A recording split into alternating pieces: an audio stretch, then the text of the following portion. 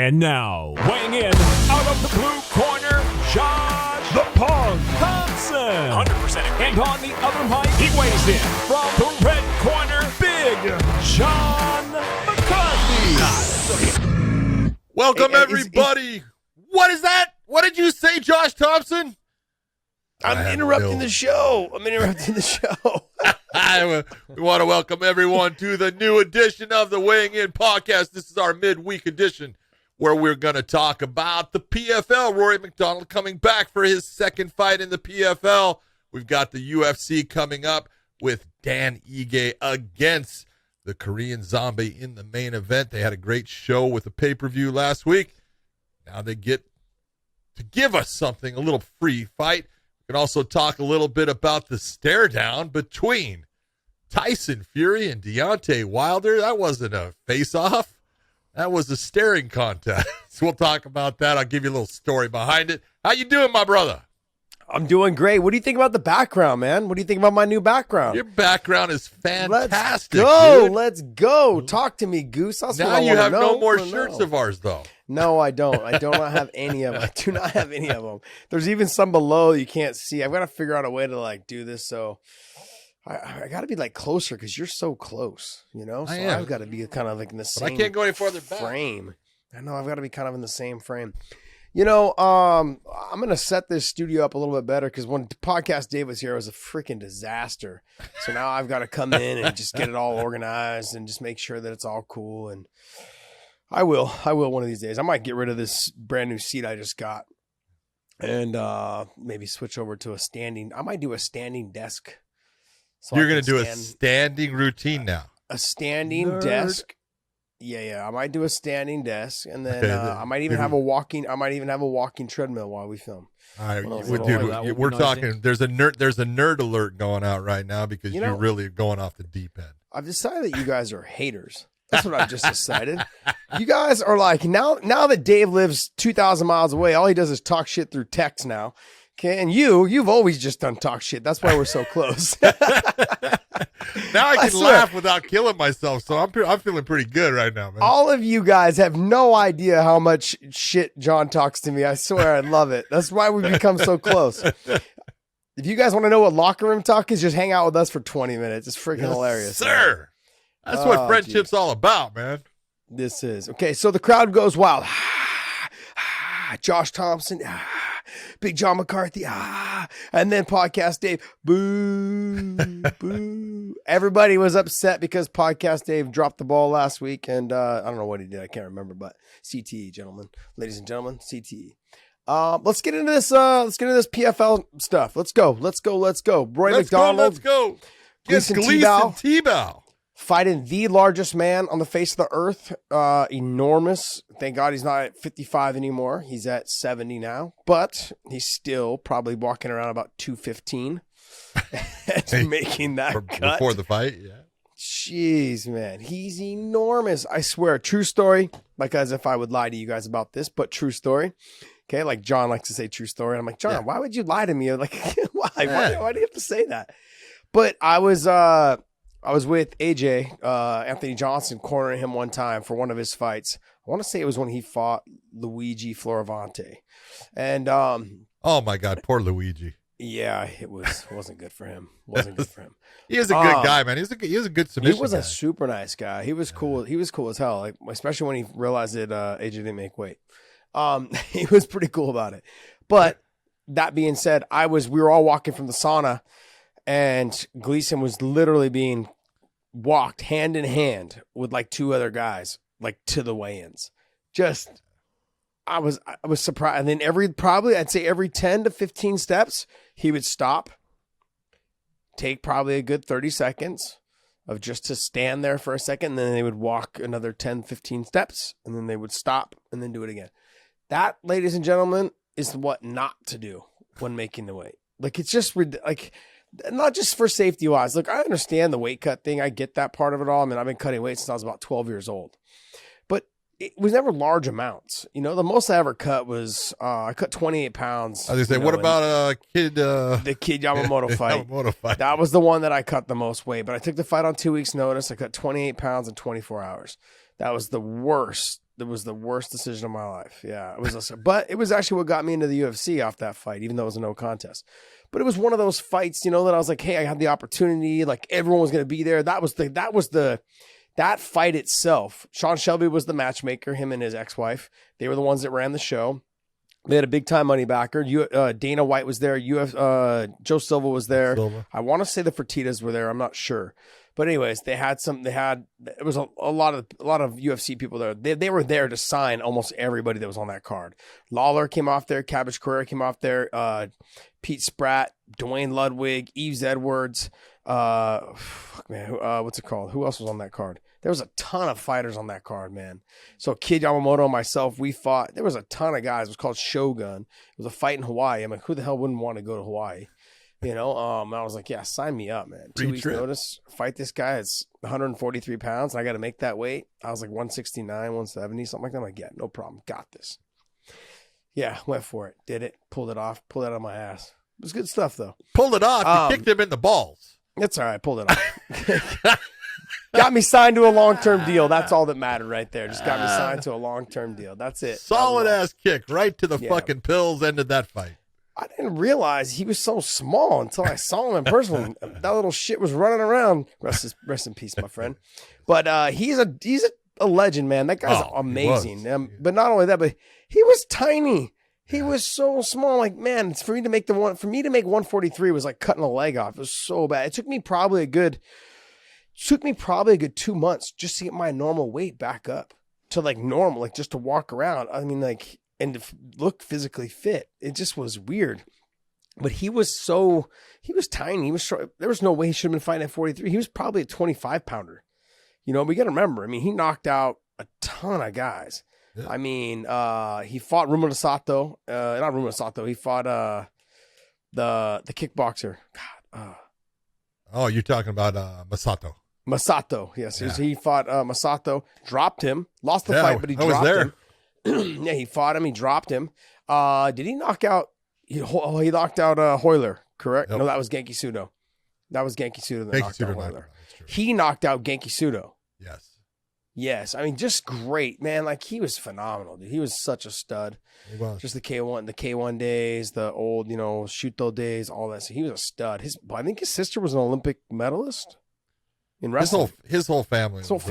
Had wrestling gods in Japan. So from what I understand, he was on the Olympic team. Then he got kicked off for knocking out or punching one of the coaches. Yeah, that was like the story behind it all. I don't know the whole story, so I don't want to throw shade, but he was a great person to be around. Loved hanging out with him. Super nice guy. But I saw him that week. I was supposed to fight him. Here I am starving to death, and he was walking around with sandwiches, always had snacks in his hands. I'm like, you freaking guy, I'm going to get you. I'm going to get you. I'm going to kick you right in the nuts. He was a hell of a wrestler, and he had good stand-up, man. So no, he had some power in his hands. Yeah, he had some power. He was quick. He had power in his hands, and he could wrestle. Yep. That dude could wrestle. I think he has two sisters. I think both of them were Olympians. I think one of them was an Olympic gold medalist, or maybe, I don't know, somewhere in there. Like one of them was an Olympic medalist. All right, well, hey, let's get into this. PFL. Roray Macdonald, Gleison Tibau. I mean, everything says that Roray Macdonald is just going to be the technician on this. Gleison's going to be hard to take down because he's not easy to take down. Rory should be able to outspeed him, should be able to put the jab in his face, touch him, use his kicks and all of his weapons to beat up Gleison. He's going to have a hard time taking him down. He's going to have a hard time holding him down. If people recall back, if you look at the Khabib fight along with Gleison, that was one of the fights where Khabib had a hard time getting takedowns. Even though he was able to get some, but he struggled at moments to get takedowns. I believe he got taken down in that fight. Yes, he did. Okay. So if you talk about how Rory needs to beat him, Rory needs to mix it up. He needs to just use all of his weapons, all of his tools. But if you put that fight on the feet, and if he can stop takedowns, I think he's got a great chance of just piecing up Gleison. He's just too fast. He's too accurate of a striker. Yep. He's such a smart fighter too. Let me take that back a little bit. He's an extremely smart fighter when he wants to be. Sometimes he lets his balls get in the way. Like when you look at Roy, I mean, like he's fought some fights where you're just like, damn, you are a freaking savage. The guy's a stud, man. Like, look, everything about his career is absolutely amazing. I know he came up short, in the UFC. He was able to beat Lima, and then he lost to Lima, and now he's over here at PFL just, fighting. I think he's going to end up probably winning this whole tournament, as long as he continues to fight smart. He's a stud. He's just a stud all the way around. When you look at him, he's not the guy that everyone would think, would be a fighter. He's the way he speaks, how soft-spoken he is, but then he posts some nasty, vicious videos of guys just getting decapitated and stuff out right before he fights them. People give him a hard time for being an awkward guy, but guess what? He's such a nice guy, man. He's so nice, and he's just so talented all the way around. Yeah, I think in this fight, although Gleison has had a really good career, let's be honest. He's definitely at the tail end of that career. And he's at a bigger weight class, which is not bad because of the weight cuts like you're talking about. He used to lose way too much weight, and it was definitely telling in some of his last, fights when he was in the UFC. Look at his fight with Islam Makhachev. He got knocked, silly in that fight. He got beat by Des Green also, and then he got a win, I know, when he fought Escudero in that Chuck Liddell, Pete Ortiz Golden Boy thing. But, his last fight, I know he lost by decision. It's just, he's at that point where Rory's just better everywhere. He's just a better fighter. And so if Rory loses that fight to Gleison, great job by Gleison. I don't see it happening. And it would be a huge upset, in my opinion. I think Rory's going to walk away with that. Yeah, I agree. I think I don't see. Rory just needs to fight smart. Like when he gets into a slugging match, don't make it a slug match. Just use your technique. He's such a technician all the way around. I mean, he reminds me of a GSP, a lot of a GSP. Thing is, though, is he just doesn't have the physical strength of a GSP. Like when he would fight he has a technique. I think even sometimes a little bit better of technique in some positions, but he doesn't have the physical attributes that went along with GSP. I know they had the same coaches for the longest time, but they have some same tendencies. But he was slated to be the replacement for GSP for the longest time, like the guy to take over. Yeah. And the fight that I really recall and remember, just him really. Me following him then as a fight was the Carlos Condit fight, because I think he was 19 years old at the time. He was young, and for him to get into that third round, he was 10 seconds away or whatever from winning the fight. He had dominated the first two rounds. He was and then he just gassed out. And then halfway through the second round, he just had no energy. He took so many big shots the last 2.5 minutes of that fight. I'm surprised he didn't get stopped sooner. But I was thinking to myself, you let the guy get fucking destroyed, a 19-year-old, for 2.5 minutes. What's another 10 seconds, ref? Fucking then he would have got up and he would have won. I mean, his career would have been... What are you on the ref for? Because the ref fucked up. He dropped the ball. Were you the ref? Were you the ref? No, I was not. Were you the ref in that fight? No, I was not. You were. I was not. No, I was not. I can tell you who he was, but I'm not going to do that. Well, it was probably y'all. What was his name? Mazzagatti. It's probably him, huh? No. Okay, the truth of that fight happened in Vancouver, British Columbia. Basically, Rory was from British Columbia, and Kevin Dornan was the referee, and he's from British Columbia. And it was one of those that because Rory was from British Columbia, he was trying to give him everything he could, and got to the point he goes, I got to stop this, and he stopped it. No, you should have let it go. 10 more seconds. Yeah. 10 more seconds. You failed your countrymen. It's exactly what he actually should have stopped it sooner. But. Yeah, he should have. But he failed his countrymen. That's what he did. He should have let him fucking go out on his shield. What an asshole. When I'm serious, man, what an asshole. You got to be better off. Let him go out on his shield. He did. Yes. As far as he could. Freedom. The whole Braveheart situation should have let him do that. Anyway. Ray Cooper takes on Nikolai Alekshakin. Have you ever seen Nikolai fight? No, I have not seen him, but I've seen Ray Cooper fight. I think you have.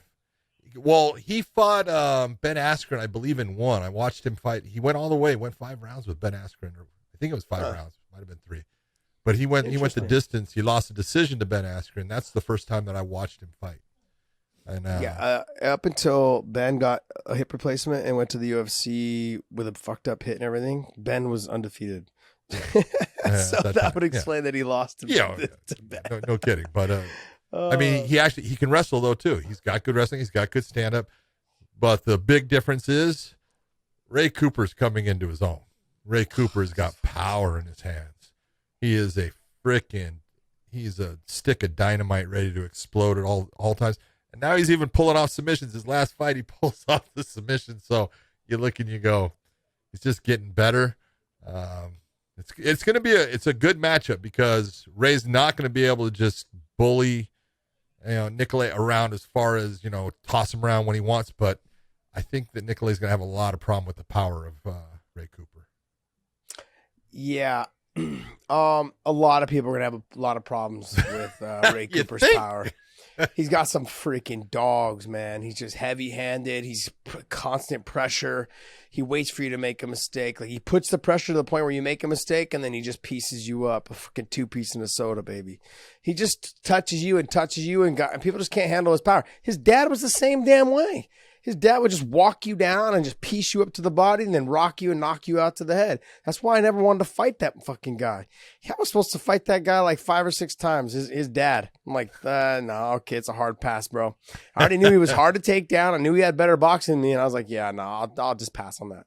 If you make it to the UFC, I'll see you there, bud. That's kind of where I was at in my life in that time. That was back then. Ray Brada Cooper, man, it was, everyone knew, don't stand up with Ray. Take Ray down and submit him. And if you got him down, he could get the submission because he was lost on the ground. Yeah. But man, I'll tell you what, in the stand up, he was a fucking beast. He was fun. He was fun to watch too. Yeah. He was fun to watch. I mean, Ray, his son is phenomenal. He's better. Pressure. I mean, yeah, he's got 2 wins, I think, over Jake Shields.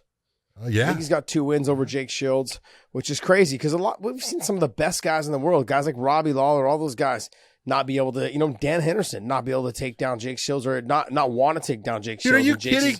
I did Jake Shields versus Dan Henderson. Dan Henderson comes out in the first round, and he's putting it on Jake.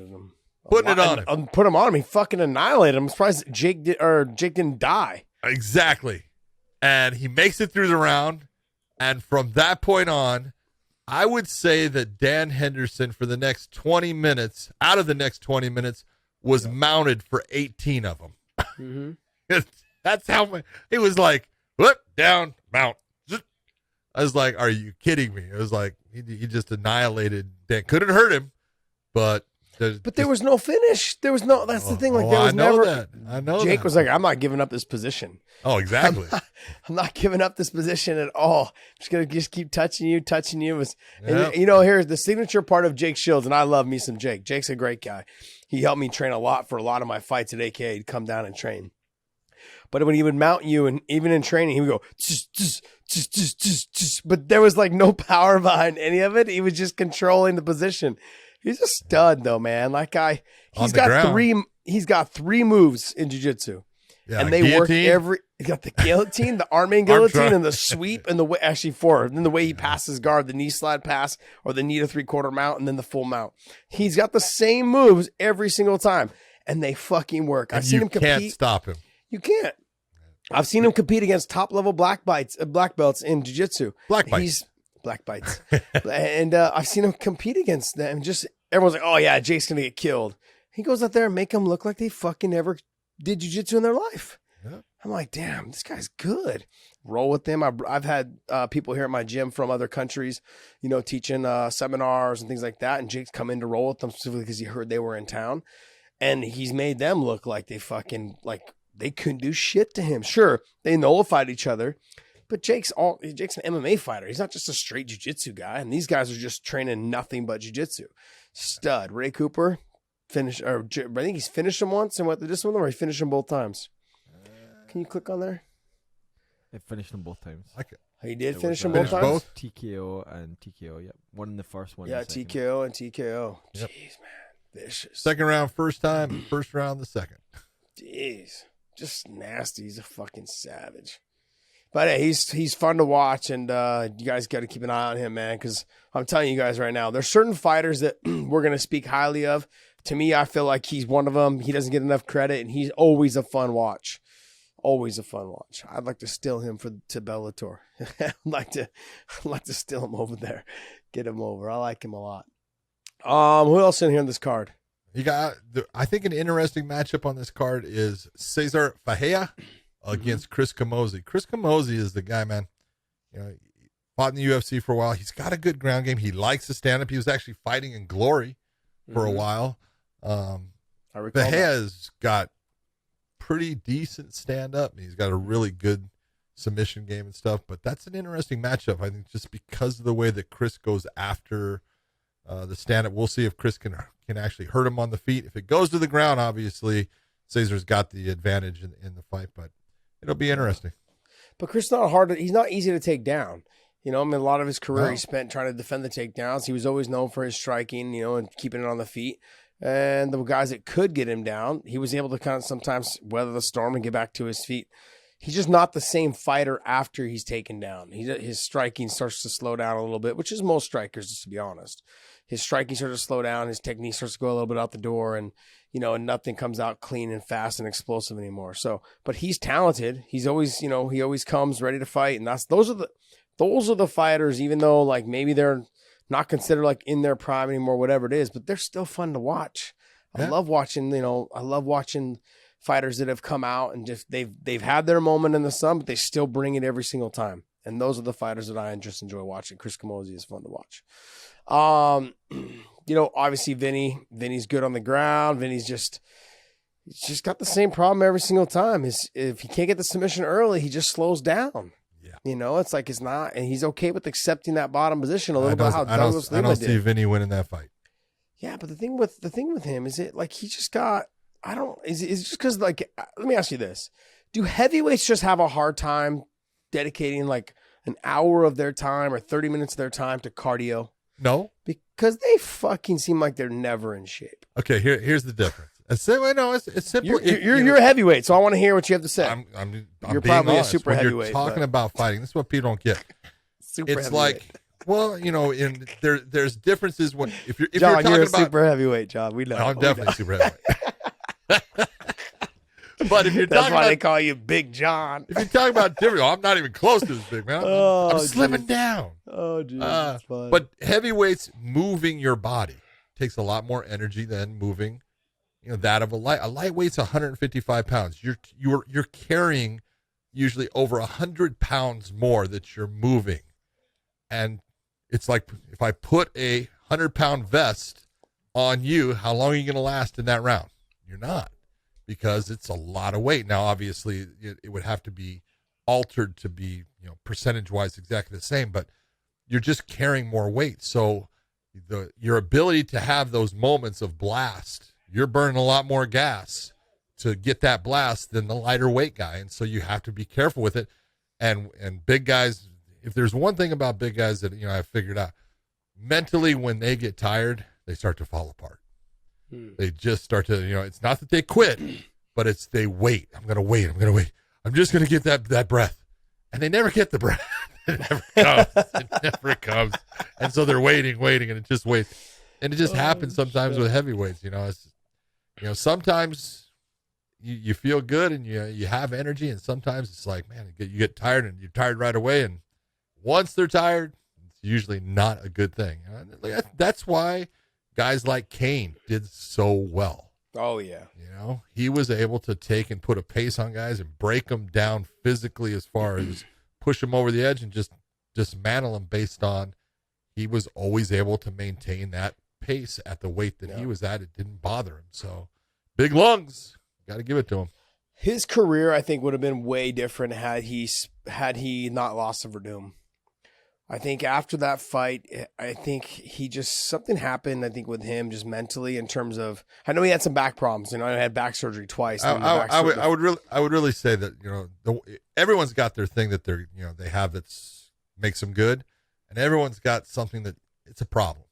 And Kane broke easy.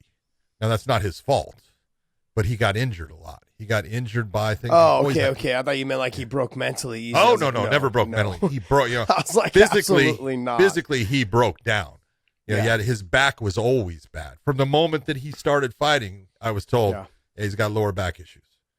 You know, and so you look and you go, well, you know, everyone's got their things. You know, there's no one's is that indestructible. They get put together with everything. You know, they may have the physical ability of, you know, the best you've ever seen, and mentally, they're just not that strong.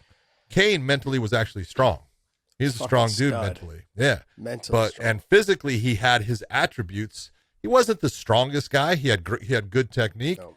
but man, he had a gas tank, and that's what made him who he was. So He wasn't the best technician. He wasn't the strongest guy. He definitely was not the biggest heavyweight. no, He was walked around like 232, 238. Towards the end of his career, he started putting a little bit more weight on, but that's because he was lifting heavier. But but no, mentally strong. I don't think there was another person in our gym that was more mentally strong than him. That's it. Nobody. Probably the next closest was Fitch. Probably the next closest. But even Fitch had moments where he wasn't mentally that like strong. Like he had moments. That was never the case with Kane. Kane was, but I would say probably the most mentally strong person probably one of the most I've ever met. Yeah, especially inside that room. If you go back to it, I know you said the thing with Verdum. That wasn't the fight that I thought caused him a lot of problems. I would say that, and he came back from it, but the first fight that he had with Junior, where he fought, that was the first fight that the UFC did on Fox, and he was injured going into that fight. Yeah, he got injured the week before. Yeah, his knee was Thursday before. gone. The Thursday before, yeah. He slipped on the mat, wrestling with somebody, slipped on the mat and his knee turned out, tore it fucking, and the UFC, they made him an offer he couldn't refuse. I know. And that was the biggest thing. And they were saying like, hey, we need you on this card. Like we have to have you fight. And like, he knew he couldn't really wrestle because his knee was fucked up. He knew he couldn't really kick because his knee was fucked up. It was a shitty situation to be in. Yeah. I mean, don't get me wrong though. I can't take anything away from Junior, man. Junior No. hit perfectly. All those actions. Junior did all his those things job. happened, but Junior did his job. But going into it, even I, as the referee, knew that Kane had a problem. yeah. And so you look and you go, that was one, because he was undefeated at that time. I know. And it was just everything. He was the champion. He had just beaten Lesnar. He was undefeated. He had all these things going for him. And he ended up going and taking that, continuing with that fight, not saying taking it, but continuing on and, bringing that fight to fruition when he knew going in, this is not going to be good for me. And that's tough. Yeah, but the thing with that situation is that right there made he made more money for that one fight I know than he made for the rest of his fights, probably all combined. Yeah. And so when it came down to like that changed his life, that one fight. And so if it was worth it, I would say it was worth it because he would have never have made anywhere near as much money for any other fight. Like we're talking, he made Conor McGregor money for that fight before Conor McGregor was around. I know that was the life-changing situation. And I thought it's a shitty situation to be in because his fucking camp before that was doing great. And then like the Thursday before is our last wrestling day. He's just doing some wall stuff. It got real sweaty in the gym and he fucking stepped back and slipped and his knee turned out. And it was like, fuck, man, everyone was just stressing, pissed off. And just the whole gym was down. Everybody was down. The fact that shit happened. It was like, gosh, like, we're like, damn it, why'd you even have to fucking wrestle today? And it was like, they weren't even going hard, It's like, what is it? The whole fucking 50-50 hindsight or 20-20, whatever 20, the fuck. You guys know. 20-20 hindsight. If you have 50-50 hindsight, yeah, I'm not good at math. 50-50 is not really good either. Yeah, I'm not good at math. So 50-50, 20-20, everything is hindsight, yeah. But anyways, I don't know how we got off on the Kane situation, but, overall, I mean. Just talking about heavyweights, baby. Yeah. I mean, that's the biggest thing with Vinny. Vinny just needs to make sure that he's in shape. But some people are built for it, and it's very rare that heavyweights are built that way. But he's not a heavyweight. He's a light heavyweight. I know, but I know he's a big guy though. He's a thick big guy. It's very rare though that bigger guys. But he's not. He's not that guy that's carrying all that weight.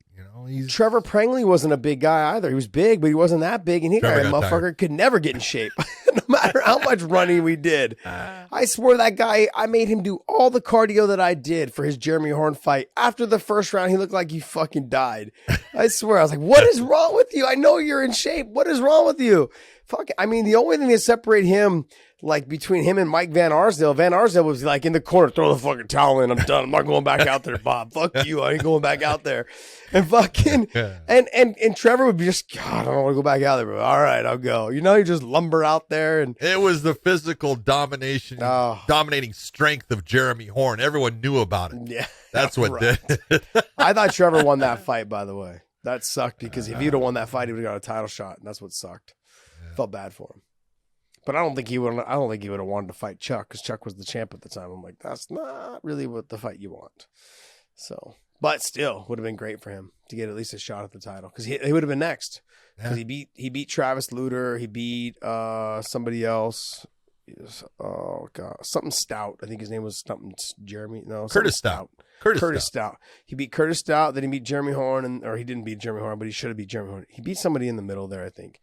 But yeah, then he would have fought Chuck, and we were all actually friends. Like, yeah. So, Tom Lawler is fighting Jordan Young. Tom Lawler being I love the best part about Tom Lawler is his weigh-ins.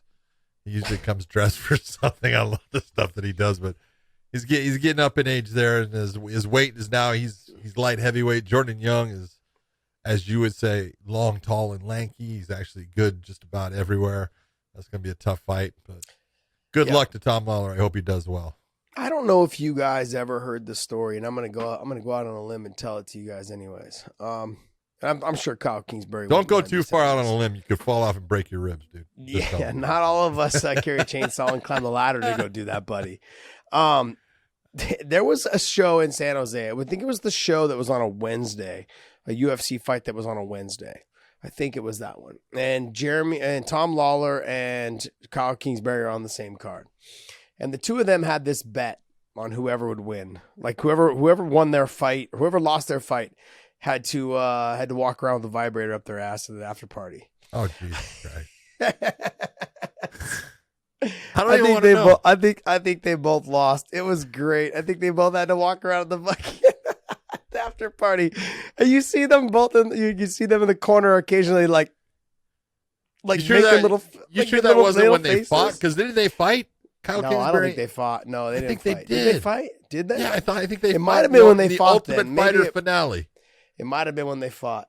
Anyways, but yeah, it was. Yeah, well, then I can tell you it was Kyle Kingsbury. Kyle Kingsbury had the vibrator. He had the vibrator. Oh, King Boo. Oh. King Boo was just vibrating. He was zinging.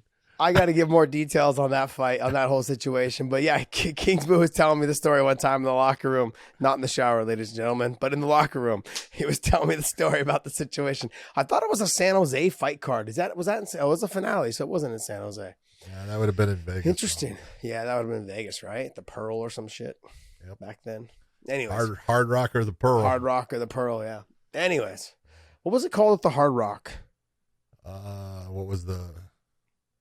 what was the venue there? Little venue there?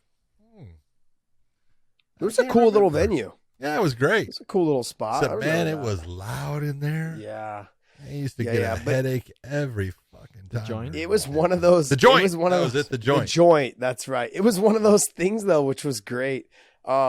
You'd be watching the fights, but then like everyone's hanging out the bar because the bar was at the top of the the amphitheater seating. Yep. The bar was up at the top, and they're like, "Oh shit!" You'd be like drinking. Everyone's like, "Oh shit!" There's fights going on. Let's go see the fights. You watch a little bit of the fight, go back, get some more drinks. It was a cool little setup. I don't know. Anyways, all right. So go back onto the PFL card, the rest of the card. There's a couple of, you got, Sorty, who's been doing very well in the PFL. He's taking on Dan Spawn. Mm-hmm. That's a decent fight. Dan's kind of getting towards the end of his career. Like you said with Vinny. Vinny's taken on, as I screwed up before saying horseface. It's shoeface, Antonio Jr. Yeah. And I think Antonio Jr. is just too much for him. He's just been fighting better people and just don't see that going Vinny's way. But, the guy that, the last, we were talking about Gleison Tibau, I know that João Zeffirino is on this card too. He's fighting Jason Poney. And that looks like it'll be a good fight for him too. So I think Jason's in over his head. Well, we'll see. I mean, I would like to talk about Curtis Millender, but he went from losing in the Bellator situation, then he went out, and then he lost to Rory, his fight, right? And then just hasn't been performing. He's one of those athletes that are extremely talented, but just doesn't perform. He underperforms. Yeah. And it sucks because he's talented, he's good, he could be better than what he is. So hopefully he gets back on track, but it's not looking like it. No. Because Magomed's pretty tough. Yeah. Go ahead and say that name. Give me his last name. Come on. Magomed, see, the easiest part is the first part. Magomed, Karimov.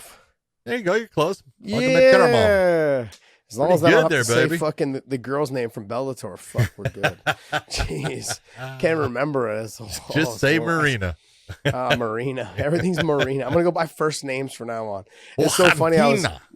We were talking that whole Mahakna Kina. What was funny is we were talking about how I could do the interview without saying her last name. That's what it got to. It got to the point at the end, like, so hey everyone, congratulations, Marina. Like, that doesn't sound right, guys. That doesn't sound. I love it. And your winner. And that was it. And your winner. And you have to say her name though. Like, I apologize for putting you in that position. That was my fault. Wait. Why are you apologizing now? You're fucking putting me back in it this time too, next week. From what I understand. I heard I'm back in the damn cage for all the damn interviews. I don't know. They haven't said anything to me. So. Yeah, well, they told me today. Thank you very much. Oh, I'm sorry, brother. Thank you very much. Are you back up at the desk though, or do I got to cover all the prelims?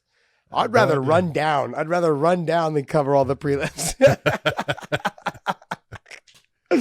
Oh man, it's great. I love it.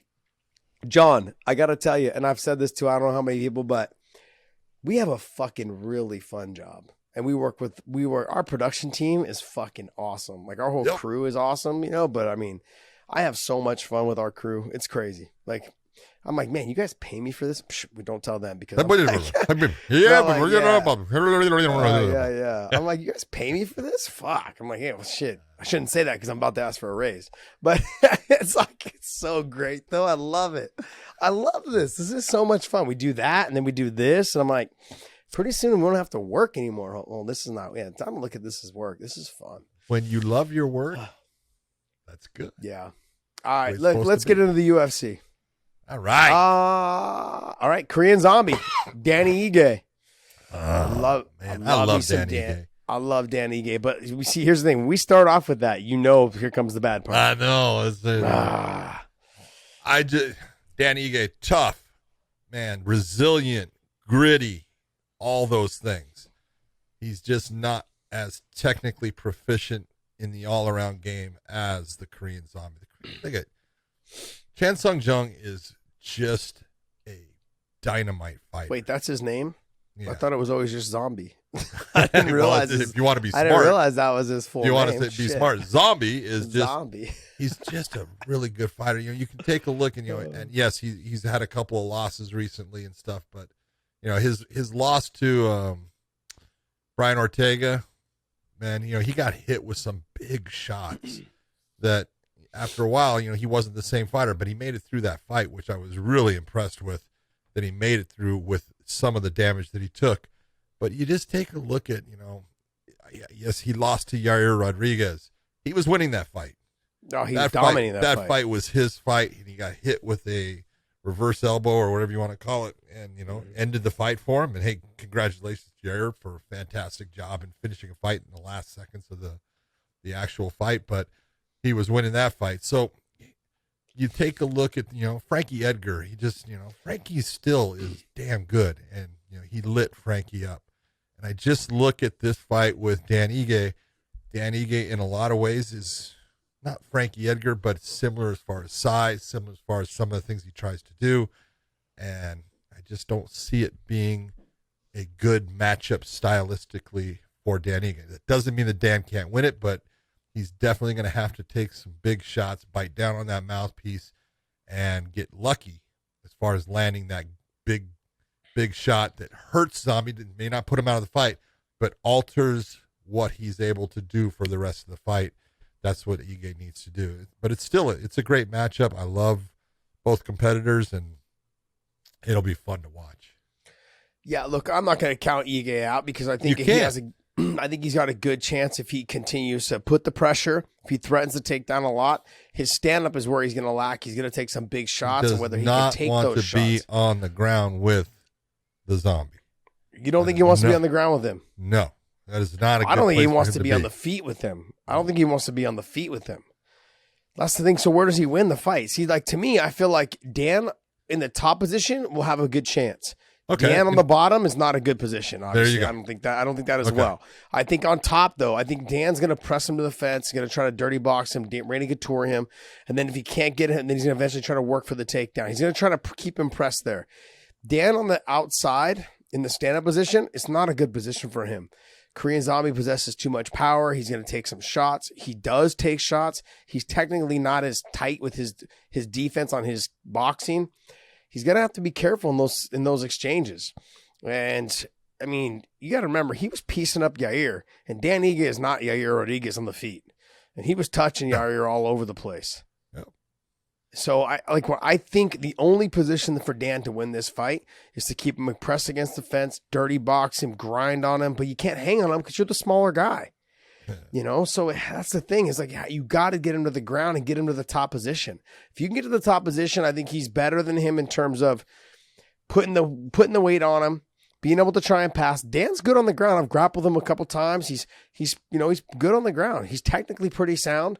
He doesn't do anything spectacular, but he's not trying to. He's going to try to do what Khabib and some of the Dagestani guys do. He's going to try to pass your guard, get you the crucifix, put the pressure on you, make you fight out of shitty positions, exhaust yourself, and just touch you until eventually, because he's fucking always in shape. Yeah. One thing Dan Ige will be in is in phenomenal shape. And Korean he's a Zombie gamer, does, dude. Yeah, and so is Zombie, but Zombie does slow down. And so he will slow down a little bit in terms of, if it's not going his way, he will start reaching and getting desperate because he wants to try to push the pace on you. So he's always in shape as well, but he will slow down a little bit because he throws everything with a lot of power. And so we saw that against Brian Ortega as well. So he needs to make sure that he stays tight because Dan will make it easier for him to get the takedown if he is able to get the takedown. And Dan on top, I think he's got a chance. Dan on bottom, no chance. Dan on the feet, I give it a 70-30 chance. Look, I'm a Dan Ige fan, so I'm rooting for him. I like the kid a lot. I remember I don't know if he was in the UFC yet when I first met him.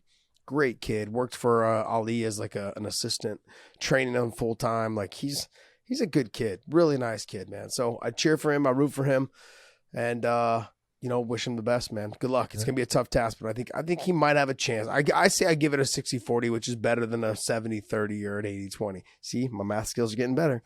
But yeah, I think it's somewhere around there. Yeah, I give him a 60-40 chance. You got to figure since Dan has come into the UFC somewhere, I think this is close to his 10th fight. Mm-hmm. I think he's got one submission win in all those. Yeah, I don't think he needs to submit him though. I think he just needs. I'm not saying I don't think he's good enough. He's not that type of grappler to submit. Yeah. Zombie's, in my opinion, Zombie's a better submission fighter. Yeah, as far as pulling off the submission, but it's gonna be tough. But Zombie's no Calvin Kattar either. No, so that's not the thing. The stand-up. Not the stand-up. But he's damn good. Yeah. Yeah, he is. He's got power. That's the biggest thing with him. He's got a chin and he's got power. Yep. All right. So let's see. Go back and watch him and Leonard Garcia. Ooh. No. Damn. That first fight, That's that throwback. WEC, baby. God damn, they had some good fights. All right, give me another fight on this card you like. Oh my God, it's a tough one. When you look at it, first off, I really like Danny Roberts and Tim Means both. I think they're both fun to watch. Tim Means is the dirty bird, and he's just a gamer. He's fun to watch and stuff. But if I was going to look and say, I want to see, I'm going to go with, I want to see Chito Vera against Davy Grant. Yeah, I was about to say the same thing.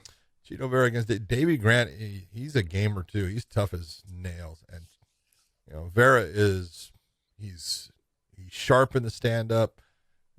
He understands how to keep his distance, but Davy Grant's that kind of guy that he'll take one to give one. Sometimes he'll take two to give one.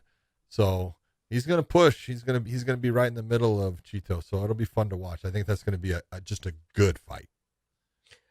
Yeah, I think it's going to be fireworks, but I'm going to give it to Chito. I'm a Chito fan. That's why.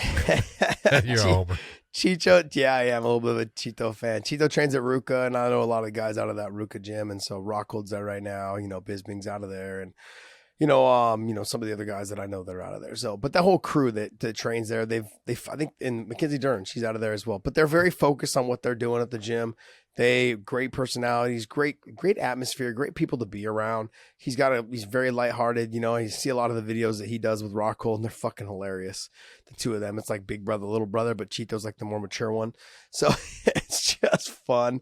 It's just fun. But I think, look, Chito just needs to keep his defense tight, use his hands, use his kickboxing and stuff takedowns, and, you know, make sure he makes it a full round MMA fight. I think he's got a great chance of getting the win. It's gonna be a scrap, but that to me, like I was saying, I think it's gonna be probably has the potential to be fight of the night. I'll tell you, there's another one that's on the prelims, and most people won't pick it out.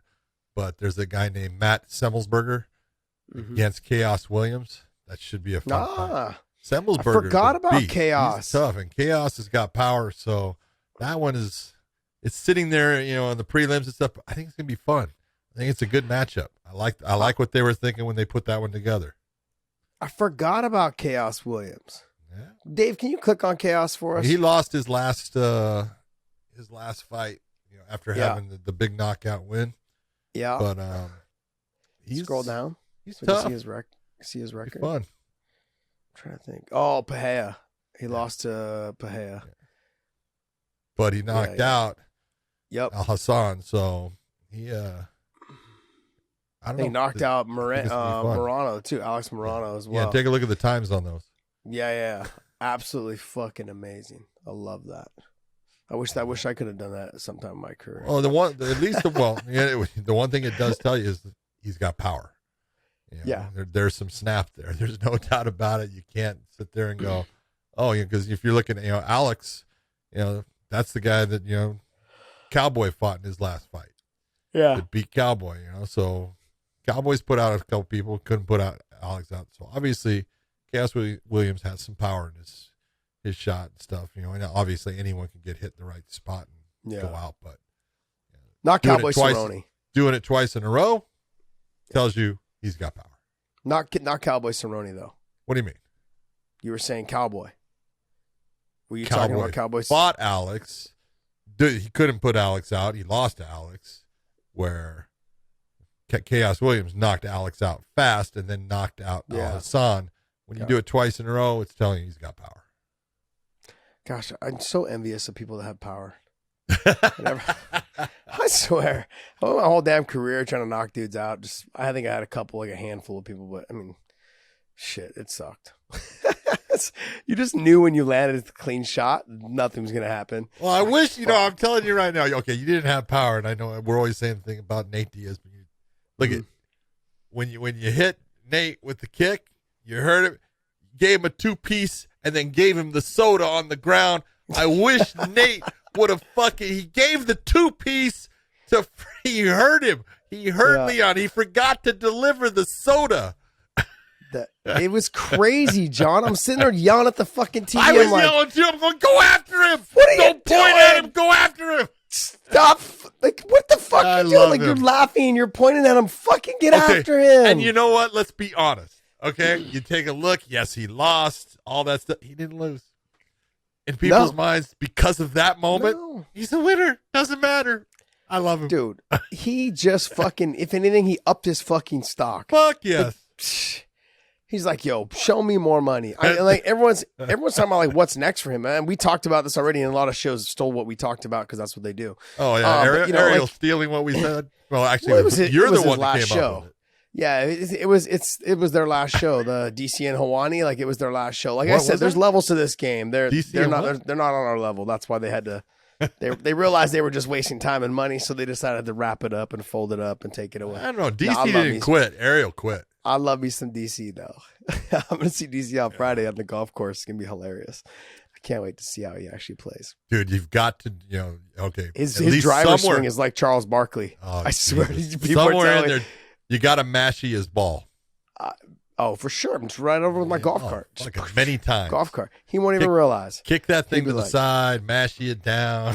Oh yeah, I'm gonna plug that shit for him.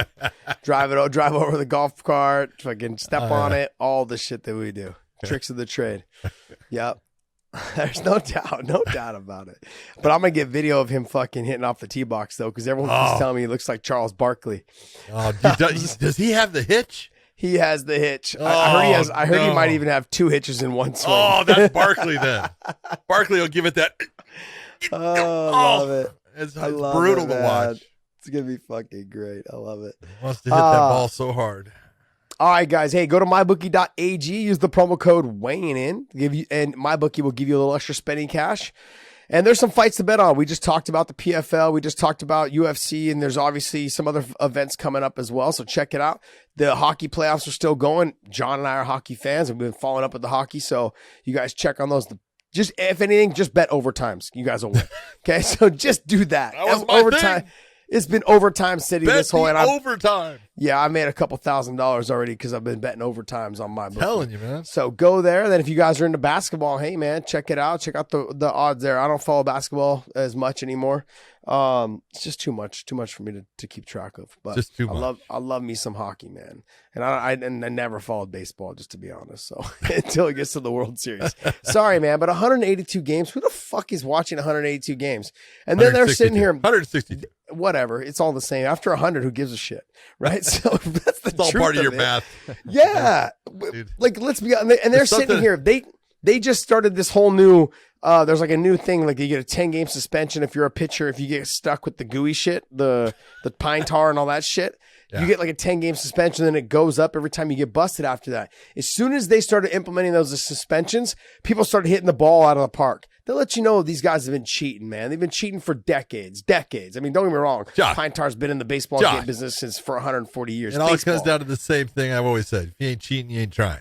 Yeah, I get it, man. I get it. Say that. Tell that to is Mark what it McGuire, Sammy Sosa, and Barry Bonds, motherfuckers. You ain't cheating, you ain't Man, trying. those were the greatest moments in baseball. They're all juiced to the gills. But hey, Oh, look, I dude. mean, yeah, baseball just. I feel like honestly, look, I would probably follow baseball if they broke it up into two. If they had, I would take 2 World Series in 1 year. Do that. If you guys do that, I'd be okay with that. Like if you say like you did like a 4-month season or a 5-month season, and you gave them 2 months off and then another 5-month season, I'd probably get along with that. But I don't want to wait till game 140. What is it? 162, 140 to start paying attention. I don't give a shit, man. I don't care about baseball until we hit 140 games in. I'm like, okay, look, when do we do the play-in game? There's that one game, right? The wild card game to get in. That's the one I care about. I start watching baseball then. That's it. I don't watch baseball up until that moment. There's no, it's the American pastime. Fuck, it's in the past, man. It's Past. so damn long. It's past that pastime. It takes forever. And I know it's fun. I thought it was fun to play when I was a kid. I loved baseball when I was a kid. Playing it. I hated watching it. It's like pulling teeth, man. It's ridiculous. All right, go to mybookie.ag, use the promo code weighing in, and check out all the betting odds on all the sport platforms right now. You also have the Tyson Fury coming up. Tyson Fury and Deontay Wilder. That fight's coming up as well.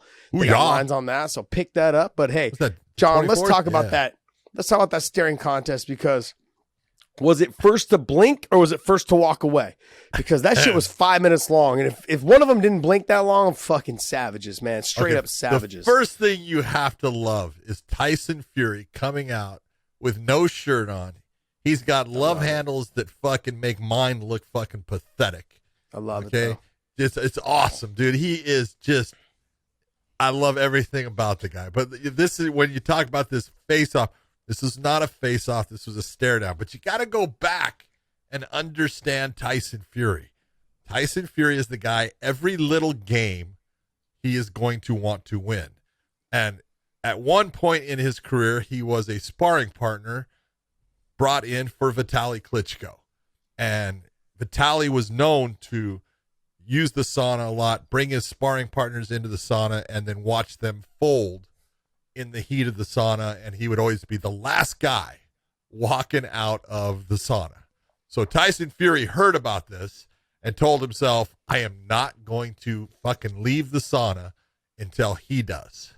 And so all the sparring partners and Vitaly Klitschko, Tyson Fury being one of the sparring partners, goes into the sauna, and one by one they're dropping out and going. And here sits Vitaly Klitschko and Tyson Fury. And Tyson Fury is just sitting there like, this ain't nothing. This is good. I feel good in here. And eventually, Vitaly Klitschko left, got out of the sauna, and Tyson Fury, that's the kind of guy he is. He will not back down. So that stare down that you're looking at is Tyson Fury saying, I ain't going to be the first one to blink. I'm not going to be the first one to walk away. I'll stand here all freaking day long if that's what it takes. So you got to love the guy. I love everything about him. I love the way he represents himself. I love the way he represents boxing. He is bringing fun back to heavyweight boxing. He's a blast. I love it. I honestly, I can't imagine not watching. I can't imagine not watching him fight, man. Like, he's fun. Everything about him, his personality, his energy in the ring, everything about him, I enjoy. This whole thing right here, I know it seems like bullshit, and I actually scrubbed through the whole 5 minutes because I was like, fuck, is this ever going to end? But the reality of it is, once you told me the story, I'm like, oh, this is fun. I didn't know that story until you and I sat down to film this show tonight. You were telling me about it, and I was like, damn, that's pretty cool. But I love the fact that he don't give two shits. I saw him training at the Wynn. He's walking through the casino in a robe and his Wynn slippers, and I believe he's got his son with him or whoever with him, a younger kid. He's got it with him, and they're going to the pool, and he's got his love handles out, and he just he's carefree, man. You have to think about his personality and the shit that he went through, depression, all of that stuff, and weight gain, all those things, and look at him now.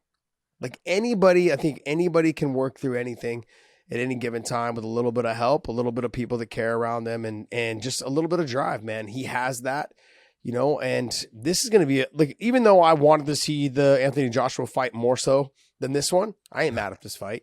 I'm not mad at this fight at all. You want to know why? Because to me, this is a fun damn fight. And if Wilder wins, we could see a number 4. And I'm okay with that. John. When fights like this happen, and it's like, look, heavyweight division for the last 10 years has been fucking boring. More than that. Like, yeah, it's been longer than that, I know. But I mean, like, I'm just simply saying, like, in the last 10 years, it's been boring. Boring as shit. I have not cared about heavyweight boxing in probably 2 decades. I mean, when did Tyson leave? Tyson and Evander Holyfield. That was it.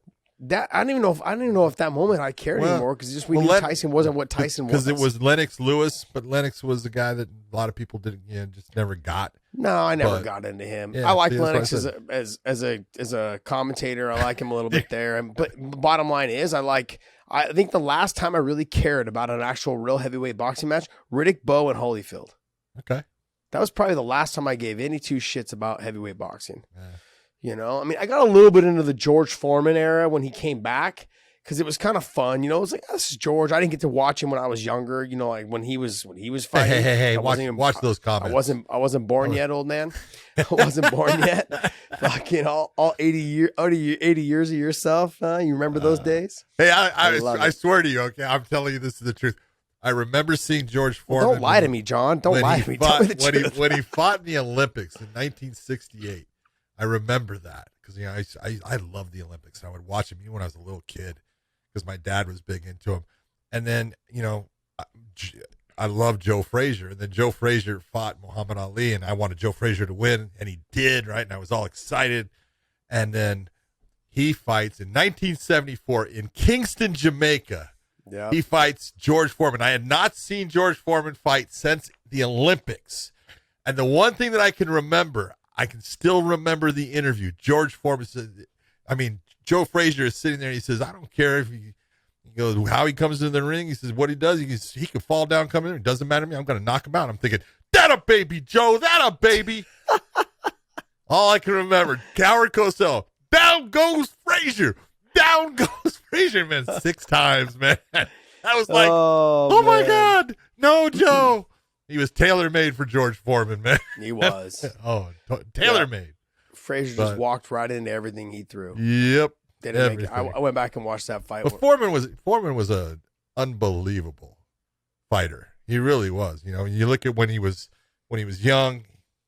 They were, again, mentally wasn't prepared for everything that came his way because it came so easy, and he was so strong, so powerful.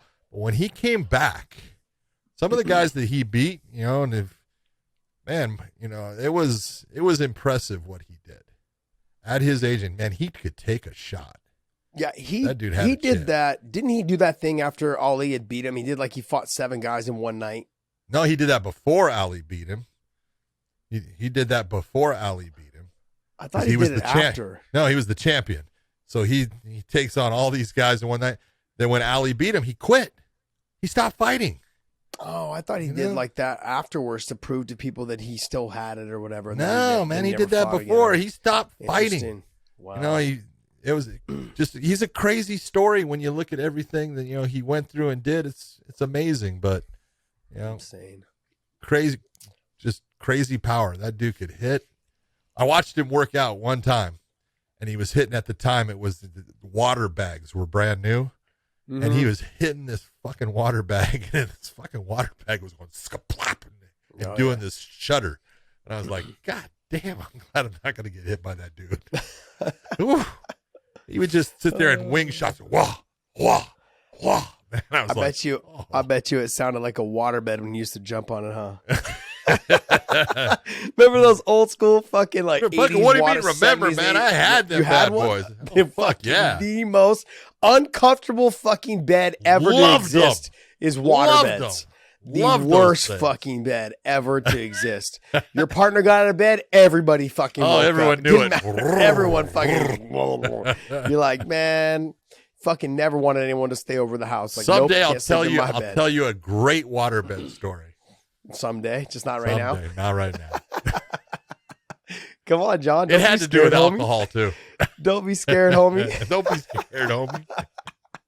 Shit, I remember when I was a kid, fucking my mom pulled off all the sheets on it and she was like washing them or whatever, and it was just that big rubber whatever. Balloon, I remember. And yeah, it was a big rubber balloon. And I swear, fucking went in with some fucking baby oil and made it a slip and slide. My mom was fucking pissed, man. She was so mad at me. Fucking oil spots all over the wood because it was, had the wood frames with a little like foam piece. Was it foam, like leather wrap foam on the corners and the edges? Fuck, she was pissed, man. Things She were was awesome. so mad. My dad beat the fucking shit out of me. Beat my ass. It was fucking horrible. I swear, I don't think I went to school the next day. I got my ass beat so bad. It was vicious. Oh, man. All right. So, look, that was a great stare down. I don't want to know if it was whoever walked away or whoever blinked first, but great shit. But I'm telling you, like, I don't care who won the last fight. With Deontay Wilder, that type of power he possesses, it doesn't matter. You get hit by him one time, you see fucking. Remember, let's not forget Tyson Fury woke up like the Undertaker in the 12th round last fight, or the fight before that. Yep. So let's not forget that. Went moment. down twice in that fight. Yeah, and he dominated the fight, but he went down in the 12th round with like a minute and a half left or whatever in that fight. He went down in the 12th round, got up, rose up like the Undertaker, got back to his feet, put on a great performance to finish the fight, but still, like that can happen at any moment when you're fighting Deontay Wilder. Deontay's right hand can put anybody out. Let's not put him out. I'm not counting him out. I think obviously Tyson Fury, the conditioning, the cardio, the way he moves, the way his movement is for such a big guy. I mean, shit, he's like a waterbed in there, man. He just moves fluidly, man. Seriously, man. Fucking move like water, that type of shit. What is it? What's the Bruce Lee thing? It is. Flow like water. Flow like water, baby. Yeah, he does that shit. So I like him. Like I said, I'm amped for this, the heavyweight fights now. And a lot of it's because of Tyson Fury. And you've got Deontay Wilder. You've got Anthony Joshua. And I'm sorry, but I'm not counting out Andy Ruiz yet either. That guy, he's lost a lot of weight. He has had a couple great performances. He's had one great performance since his loss. Maybe two. But I think one, the one that I just saw. Well, he just fought Chris Arreola. Yeah, and he beat Chris. But it was a great fucking Chris fight. knocked him on his ass, too. Yes, he did. He put him down hard, so... Yeah, but that was a great fight. It was a really good fight. I'd pay to watch that fight twice. Yeah, it was a good match. Chris went through a stint, man, where he wasn't focused. Chris has been around for a long time. Yep. And Chris is good, really good. Great boxer, great tenacity. Fucking comes forward, lays heavy leather. But he got timid there for a while, like fighting guys. He just no output. Not always, never really came in great shape, but could get into great shape if he wanted to. He just wasn't. He was underperforming, and I think it seems like he's fixed it. The Andy Ruiz fight kind of motivated him. There was a fight before that as well that he had fought really well. He seems like he's back. He's back into like his winning ways. I mean, even though he's coming off that loss, but he's coming back in terms of he's getting back to where he should have been for all those years. It's sad to see, but I remember I worked with a boxer, Ricardo Cortez, and he had headlined or he was like the co-main event of some of the boxing matches that my guy was fighting on. And seems like a nice guy. Very fun to watch. So good stuff, man. Yeah. But like I said, heavyweight boxing's back, man. All right, Dave, what else you got? Other piece of like little news that came out was Dana White saying he was asked about working with Ryzen, and he said he's not saying he would, but he's not saying he wouldn't. And so now obviously there's buzz around cross promotion. Yeah, you got to remember they have a working relationship from way back in the day. Saki Really? Ibarra was the Really? Let's talk about this working relationship. Well, I mean, it was Because a I working can relationship, recall language from my friend Dana about he would never fuck because he got screwed over by that man. that back then was considered a working relationship. Okay, got it. All right, there we go. Look, let's be honest. The Dana's doing a smart play right here because because Saki Ibarra's relationship with Scott Coker was strong, but if this talk is going on, maybe that relationship is not as strong as we thought it was. Maybe not strong anymore. Maybe not anymore. So, and the other thing as well, Dana White back then was talking about getting Chuck in that tournament, which they did. They got Chuck in the tournament. Remember, he fought Guy Metzger and then he fought Alistair No, Overeem. he didn't fight Guy Metzger in the tournament. He fought Alistair Overeem was his first fight in the tournament. But then he fought Guy. No, he fought him before that. He fought him before that. Okay, sorry, my apologies. Anyway, so he fought Alistair in the tournament. That whole situation, that was a working relationship. Maybe it wasn't the working relationship that Dana would have liked. But at that time, people need to remember, the UFC wasn't shit. It was Pride was the shit back then. Everyone was talking about Pride. No one was talking about the UFC back then. They weren't talking about the UFC back then. It was like everyone still was like, oh man, Pride's on for Chenshin, Quentin Jackson, what's it called? Vanderlei, Mirko, Fedor, Nogueira, all those guys were over there. That's all they cared about. No one cared about what was going on in the UFC at the time. Sure, they had some studs. They had great fighters. They did. I was one of them at the time. It was like one of the fighters. We were all. That show, though, wasn't getting the recognition that Pride was getting. Yeah. Let's just be honest, and that's the reality of it. But then now, the tides have definitely turned, where Rizin is basically just hemorrhaging money to stay afloat, is what it seems like.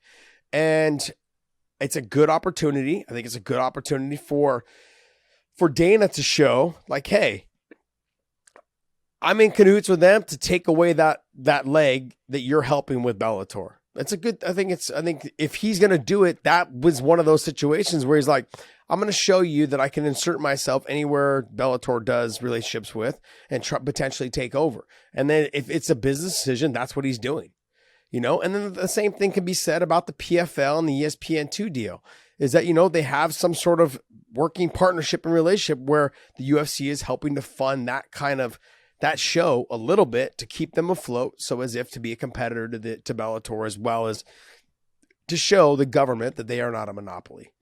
So that's the whole thing. But it's mainly to show that they're not a monopoly, which is, yes.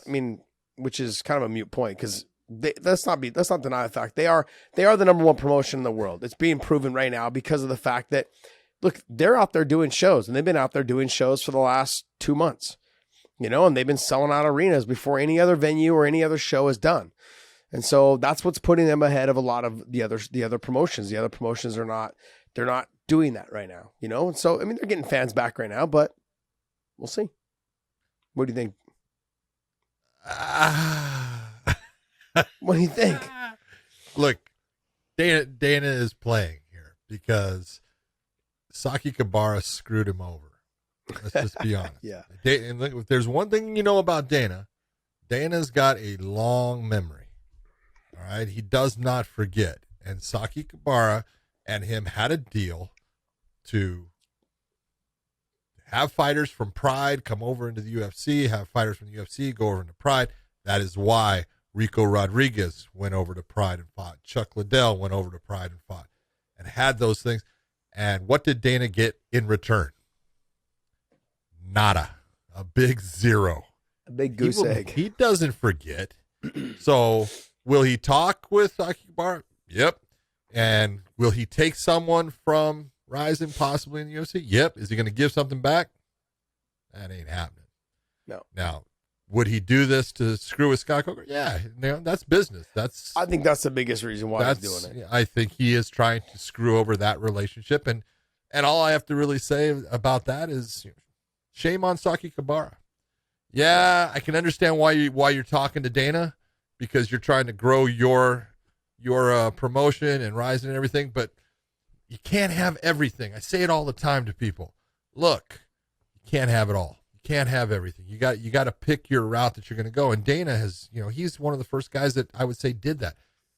He stuck to his guns with Lorenzo Fertitta. This is what I'm going full bore here, and that's why he is where he's at. He's been loyal to that path. So when you start to stray away from those things, it usually doesn't work for you if you're the guy straying. Dana's not straying. Saki Kabara is straying. And you know what? Good luck. Yeah. I mean, it's not going to help the relationship with Coker and with Bellator. And then the other thing as well is, like I said, I think it's a play. I think it's a way to try and squish that relationship, and which is smart on Dana's part, if that's the case. But I think Dana's going to hang him out to dry because of the past relationships from the Pride days. So let me ruin your relationship and then not give you anything and be done with that. And I'll see you later. Even if I do give you something, even if it's just a drop in the hat, I'll give you a quick little thing that's going to ruin that relationship for sure, and then I'm going to walk away. Yeah. So who knows? We'll see. We'll see what happens. We will. We'll see what happens. But all right, Podcast Dave, we have a couple fan questions we're going to answer. We're going to wrap this up after 5, 6 of these fan questions. Let's go. Go for it, Dave. Let's hear that sexy Scottish voice. So from Mohammed, try not to stutter. Come on, bro. Can you just speak? Gosh, can you just read the damn question? Look, it's not hard. Read the guy's name and then read the question. Josh, read that guy's name. Read that guy's name. Dave, no, thanks. That's your Dave, job. just ask him a mathematical equation problem. Yeah, 1 + 2 + 2 is 5. 21. I love 26 you. minus 21 is baby. 4. All right, let's go. First question from Mohammed is for Josh and John. Who do you think wins the third time between Peter Yan and Magomed Magomedov if UFC and Bellator agree to do this cross-promotion fight? #andstill. I mean, it will never happen. So, but we will give you the outcome on what we think. I think it's going to be the same way that the first two fights were. It's going to be close, and it's really going to come down to who gets it. I think the first one was a split decision. The second one was a unanimous decision for Peter Yan. And so I think it's going to end up being one of those fights. It's going to come down to whether Magomedov has grown enough to continue to take him down and do more work and damage from the top position, which is where he wants to be. And because he doesn't want to be on the feet with Peter Yan. That's for sure. But Peter Yan's good enough to stop the takedowns and make him work super hard for the takedowns to where he gets touched on the feet enough that it can win the decision. I don't see either one of them getting finished. I mean, outside of, making a mistake. But it's a great fight, but it'll never happen. Now that both are in different organizations. But let's not forget, Magomedov's fighting Rafael Stotts right now coming up, and that's gonna be a fucking barn burner. And we'll see what happens with the Aljo fight and the Peter Yan fight, if that's ever gonna happen, or if Aljo is gonna wait for someone to fight Peter Yan to see if maybe Peter Yan loses. So it's just funny, man. I swear he's going to be out for another year. I mean, they should just do it. They should just do an interim title. They should just do an interim title. Stuff. I think it's great. It's great. I think you answered that perfectly. I don't need to talk. Perfect. Next one there. Scott Lutmer asks, for both, was there any rituals or superstitions that went into what you wore during fights? Yeah, I didn't shower for the week of the fight. Oh, Jesus, you sick bastard. I mean, don't get me wrong. I rinsed off. Like, I cut weight on, if I weighed in on Thursday, I'd cut weight Thursday. If I weighed in on Friday, I'd cut weight Thursday. And I would just rinse off, but I would never use soap. Yeah, and I didn't do that up until after the fight. As soon as the fight ended, I'd go back in the locker room, and normally I fought in the SAP or the HP center or whatever it was, the SAP center. So I would go back there, take a towel and shower and use soap and everything back then. But I never showered the week of the fight. It was just one of those things. I don't know. Other than that. So that's what I was smelling. Yeah, it wasn't me. It wasn't me. I didn't wear deodorant either. I will tell you, there are plenty of guys that you go, holy Christ, you have been rolling around in a box full of dog turds. It is bad, man. I wasn't one of them, though, John. I smelled like roses, motherfucker. There were guys that I had the commission come back there and they made them take showers. That's how bad it would get. Wow. Matt Lindland would eat onions and shit, and he had the smelliest freaking knee sleeves ever on his neoprene sleeves he would wear. It's like, oh my God, they were rancid. Probably from the Olympics. Oh, dude, that dude was special in everything he did. He's a classic. I love him. Remember Matt Horowitz? Oh, Matt Horowitz was Yeah, great. What a wonderful human being, and one of the stinkiest bastards you could ever didn't be shower. around. I'm surprised he didn't end up with like a real bad staph infection at some point in his Just life. horrible. I think staff was afraid to go on him. Yeah. I'm just telling you, it was that bad. But just a wonderful person to talk to, and just the nicest guy ever. But man, it was not a. And I can't smell. My nose doesn't work, and it was bad. Oh man, what else you got for us? Next question comes from Anthony Sergnes, and he asks, what are your thoughts on the 264 bout order with Hardy versus Tuivasa being co-main, Kevin Lee on the prelims, etc.? I didn't see that, though. That's the thing, is I didn't see him being the prelim. Yeah, see? I didn't see that. I had Gilbert Burns versus Stephen Thompson as the prelim, or the co-main. Co-main. Yeah. So I don't, people were talking about that the Greg Hardy was the co-main and Gilbert Burns and them were below them. And it doesn't say that here, so I don't understand why we would talk about it. What do you think about Smolka and as far as I was informed, the co-main for that is Gilbert Burns versus Stephen Wonderboy Thompson. So yeah, that makes sense. And this is on their website, so yeah, I would go by that. I don't know where. Maybe it's like somebody just maybe they just put the fights on somewhere and someone thought it was that. All right, next question. Okay. That's that. Next question is from Damian Burry, and he asks, Josh, who has been the most impressive fighter desk analyst you have worked with recently, specifically on the Bellator desk? If I'm correct, the last 3 you worked with were Bader, Anderson, and MVP. Yeah, I can't point any of them out. I don't want to be that. I don't want to be that guy. All 3 of them did a great. And AJ McKee was on there as well. All 4 of them were great in their own way. You know, they all came in, they did their research, they all took notes, and they delivered. You know, I was very impressed because I have worked with some of the best people in the business, and they do no fucking research. And so it's like, you know, and I know they've been around the game for a long time, but some people can just walk in and do that. I'm not that person. Ask John. I spend hours and hours doing this show, but I also spend hours and hours picking his brain on certain fighters. You guys hear the conversation. John is but John has reffed a lot of these fighters at some point in time in his career. So he's done 7, sometimes 8 fights, or maybe even more than that a night in reffing. So he knows a lot of these fighters hands on. Whereas me, when I fight on a card, I only care about my fucking fight. I don't give a shit about the rest of the fights. And if my teammates are fighting, I care about those fights. But I couldn't even tell you who the hell they were fighting.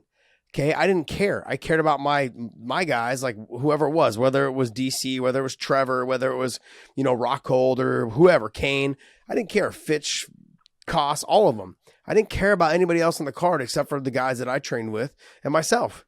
So John, he knows all these guys. So when we talked about the PFL earlier, there's a lot of the guys on the PFL that I never even heard of. Shit, there's people on the Bellator cards that I've never heard of that I'm like, and I'm being honest, that I got to go home and just start like doing research. You know, be like, oh shit, I have seen this guy fight. I do remember him because it's my job and I have to do that. And I was very impressed with all 4 of those fighters that came in. They didn't take it lightly. They did their research.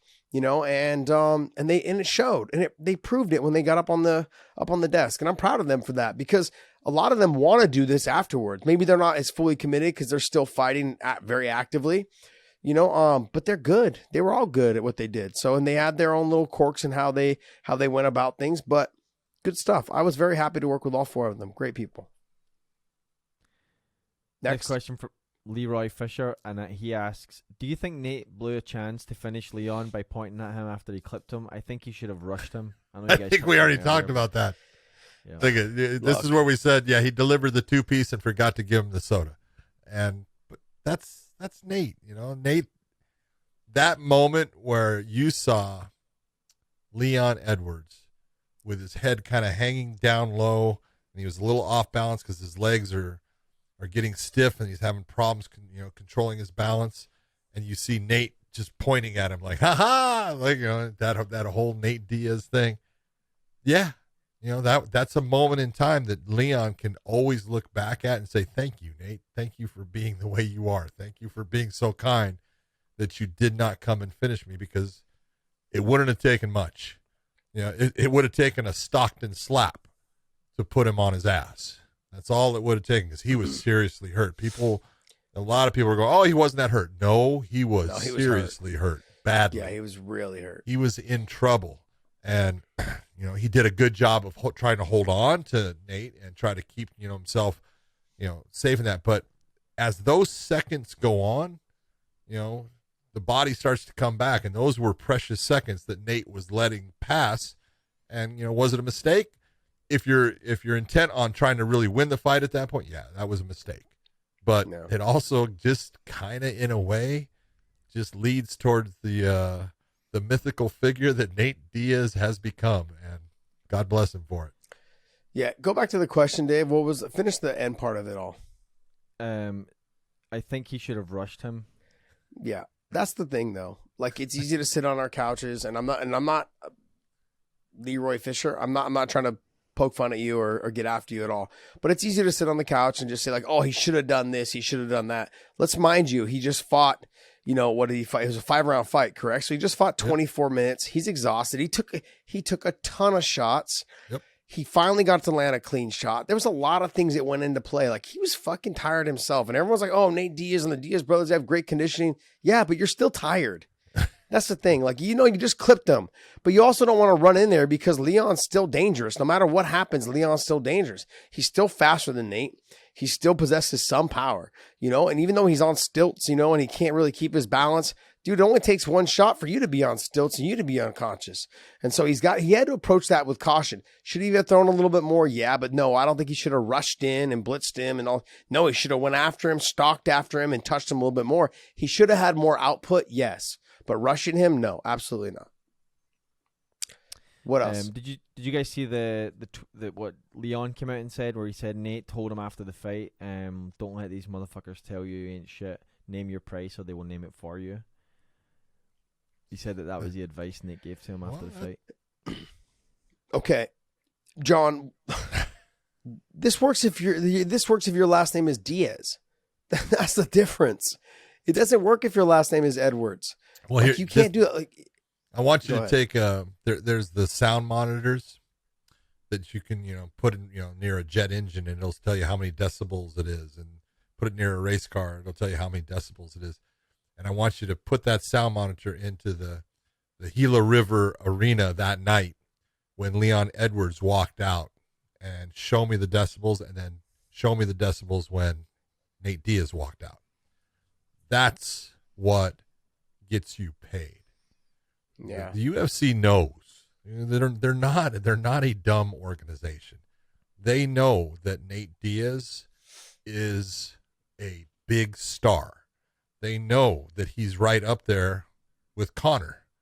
They know all of that, and they know that, hey, there's a reason why we pay him, because he gets the reaction from the crowd. He gets people buying pay-per-views even when he's not the main event. He's the guy that people want to see. Yeah.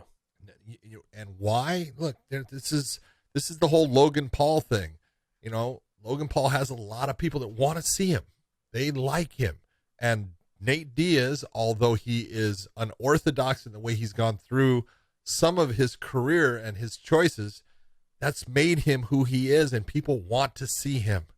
Him and his brother Nick I love them for the fact that they are who they are, and they're real.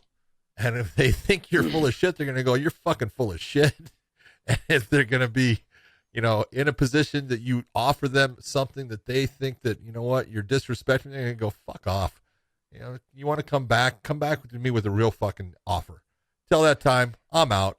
And that's what they do. And so that's the difference. Let's remember the situation. Was it the Conor fight or was it the Dustin fight where he tested for positive for something? He's like, fuck you. I'm not behind closed doors. That was the Masvidal fight. The Masvidal fight. I'm not accepting your bullshit. Like, it is what it is. I honestly believe it catapulted both of their careers, because the way the two of them handled it, Masvidal said, I respect your decision, man. I expect, like, hey, you take care of you, and I'll be here when you're ready to fight. I think it catapulted both of their careers, because everyone understood gangster versus gangster, that, game recognized game type talk. Like, nah, fuck that. Don't let them fucking do you dirty, because we know at the end of the day, because we've been privy to these type of information, is that they will get you to fight on their terms. And then afterwards, they will fucking go ahead and suspend you because they got what they wanted. They got their pay-per-view, or they got their money from that fight. And he's like, yeah, fuck you. I ain't doing that. No. And then that right there catapulted him even more into like, this is what it's all about. Like, you need to speak up. Young fighters, don't let them talk you into, if they say you tested positive for a tainted supplement or whatever it is that they said that you did, and for sure you didn't, don't let them talk you into saying that you did. Because at the end of the day, just take it, just say like, no, absolutely not. I'm not taking that fucking fight. Especially if you start having a little bit bigger of a name. And you tell your opponent, like, no, I didn't take that shit. No, I'm not fighting until you guys take it off and you guys fix this. And that's what made it very important. It made him, to me, it made me realize how important it was. What'd you say? We talked about this on our podcast when we first started. And I said, it's the most brilliant thing that Nate Diaz could have done, because he's the one in control. As soon as you say, okay, I'll fight, and then we'll fix this, you have no control. You're screwed. Nope. And so it was a brilliant move by Nate, because he knew I didn't do anything wrong. Mm-hmm. I didn't take anything. And so you're saying I did? Screw you. Okay, I won't fight. And it's funny how quick that shit got fixed. Huh? Oh, amazing, isn't it? Yeah. No suspensions handed out, nothing. And look, he's dealt with a lot of this shit hands-on because of his brother. Remember, they wasted 3 years of his brother's career. I mean, I want to say it was a little less than that because they reduced the sentence. No, they wanted to give him a lifetime suspension for marijuana. For fucking marijuana, right? Fucking and then here we are now where half the country's, it's legalized. Well, and here we are now, and the UFC as a company has worked with USADA in saying, okay, we're not even going to test for this. I mean, shit, the NFL now is doing that. It's crazy. Yeah, I mean, like, and they've wasted people's careers now based off of all that. And I get it; it was, marijuana was illegal back then, whatever it is. But like, it wasn't. I mean, like, he uses it for medical reasons, and it's very obvious that he uses it for medical reasons. So I mean, like, it just needs. It's an attention thing. He needs to be able to stay focused and use it for his attention. His ADD, I believe, is what it is. So, I mean, regardless of all that situation, like, I thought it was brilliant in the way he handled it. It was smart. And I think that's what helped catapult him even more into stardom, was that situation right there. And the way that Masvidal handled it was fucking brilliant as well. I think the two of them understood, you do you and I'm going to do me. But guess what? When you're ready to fight and once you get your shit handled, I'll be here and I'm ready to watch. I'm ready to get down after it. And I think it just encouraged all the fans to want to be more of a fan of theirs. Perfect. Brilliant. What else you got? Kevin B is interested in your setup at Bellator this past weekend. He says, what entails who sits at the fight desk and who sits cage side commentary with Ronaldo? Big J started at the fight desk during the prelims and Josh was cage side for the main card. Why did your positions change? John, answer that. Well, what determines that is if someone breaks rib because they're an idiot thinking that they're Paul fucking Bunyan. It could change it. Our bosses, look, Josh and I both work. We have this, our boss, we have an executive producer, we've got a producer, and they were trying to take care of me. They were trying to make it easier on me so I didn't have to get up in the cage and do the interviews and stuff. So they put me on the desk, took Josh off of the desk, which is his spot, and put him next to Morrow for the prelims so he could be down there, do the interviews if they had to, because they knew that they had lost fights and they knew there was going to be a lot of interviews for poor Josh, because if there's one thing that Josh loves to do, it's the interviews. He loves in-cage interviews. It's probably the greatest thrill that he gets in life.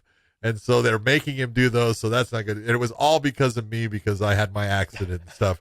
So that's why we did the switch thing. It's just our bosses. They're the ones that determine. They made that determination. And so we do what they say. Look, no. It's John's fucking fault. Let's just get it all out in the open. It was John's fault. I said, man, look, I thought I was Paul fucking Bunyan, and I wasn't. Oh, man. It was John's fault. I had to run from the fucking cage to the desk. I loved every minute of it. I love when you were standing in that cage like, what am I going to say? What's their name? it's not even so much that. It was more like, look, here, you guys have to understand, as a former fighter, right? And you're interviewing another fighter. You don't want to say anything to offend them because like you're kind of like their equal. Like you don't want to be very respectful, but you also want to bring the most light to them. You want to feel like you did them justice, and you don't want to let them down. And that's kind of like how I feel about it. And like, let me give you an example. Like when Jason Jackson was up there and Paul Daly stood up there next to him, I was put in a position where I had to ask Paul a question, but we weren't planning to interview Paul. So then I got stuck in this, like, okay, I have to ask Paul because it's very rude. And I know Paul, and I've known Paul for years since Strikeforce. But like, I know Paul, and I'm like, if I don't ask him a question, I may see Paul in the fucking casino. He may try to fuck me up because that's like Paul probably like, hey, how come you didn't ask me a question? How come you didn't talk to me? And like, you don't want to be that person. And as a fighter, like, I understand, like, he wanted to get out there and say, hey, like, let's show the mutual respect. We're both Jamaican, that type of thing. And that puts you in an odd position because you know both fighters. You're friends with both fighters. You've done fighter interviews with both fighters. You've hung out with both fighters outside of, the fights. And it's a weird feeling. You don't want to be that guy who doesn't feel like you're showing them respect, but you do respect both. And so it was a weird situation, And so that's why I don't like to do them. I want to make sure that I do the best job for the fighter to give them the most props. But sometimes when you don't, it's like, I feel like you let them down. I feel like I let them down because that's their moment, man. That's their fucking moment to shine. And I don't want to be the guy to fuck it up. Let John do that. I want John to fuck that moment up, not me. So that's how I feel about it. Yeah. All right. What else you got? Two more. We got two more? Or three? All right. How many do you want? Well, how many do you have left? There's 4 there. Okay, so let's do the 4. Let's go. All right. Thomas Gonzalez asks, who would win in a stand-up battle between Michael Chandler and Conor McGregor? Strictly stand-up. Oh. No. Conor McGregor. Conor McGregor. Simple. Yeah. I don't know how much more we can go on it. Michael Chandler can fight in the stand-up, but he doesn't have the skill set that Conor McGregor does. Yeah. It's the threat of the takedown. And it's also the range that Conor would be able to control, especially with no threat of a takedown. Not even close. Yeah, that's what you have to remember. If you go back and watch the Oliveira fight, it was the range. Every time Chandler threw, he was way out of range. He didn't get there. He couldn't get there, because Oliveira used that push kick, that tip kick. That's how he judged the range. And don't get me wrong, he got hit a couple times, but Conor's a little bit more of a mover and a shaker and baker than Oliveira is. He'll stand in front of you and push kick and tip kick you, and he'll throw his combinations and obviously land them. But the thing is, what makes Chandler so good on the feet, or he's devastating on the feet, is that he can threaten the takedown. If he can't threaten the takedown, you're not worried about being taken down. Then you don't have to worry. You can just cover up, use your head movement, or stay covered so he doesn't hit you with clean, hard shots. And you can start to pick him apart using your range. Conor would do that if it was just only on the feet. Yep. Next one. Bobby Acosta asks, what belt in the UFC will change hands next? Oh, shit. You can answer that one first. What belt? Damn. Come on. Shit, what belt in the UFC will change hands first? Let me see. Where are we at? Okay, so it really depends on when Peter Yan fights Aljo again. There's that one. There's that one. And then... the bantamweight. But then I would also say the Brian Ortega and Max Holloway fight. I think Brian Ortega and Volkanovski. I think Brian Ortega beats Volkanovski. I would say your two divisions where you have the best chance. Then it just depends on when the fights happen. Yeah. But I would say that Ortega versus Volkanovski in the featherweight, there's a good chance that one could change hands. And when Yan faces Sterling again, there's a good chance that belt's going back to Peter Yan. Yeah. Yeah, those are the two. If I start looking at the rest of them, I don't know, man. Let me look down, scroll down more. Just let me see the Blachowicz fight. Blachowicz, where's Blachowicz at? Right here. Yeah, who does he have there? He's got Glover Teixeira fighting. Maybe Yuri. Next, he's got Glover Teixeira's fighting him next. Yeah, Glover's not going to beat him. I don't think so. I like Glover. I want him to win. I would like to see Glover get the title. That's but I think Yuri actually beats him. I think he beats Yan.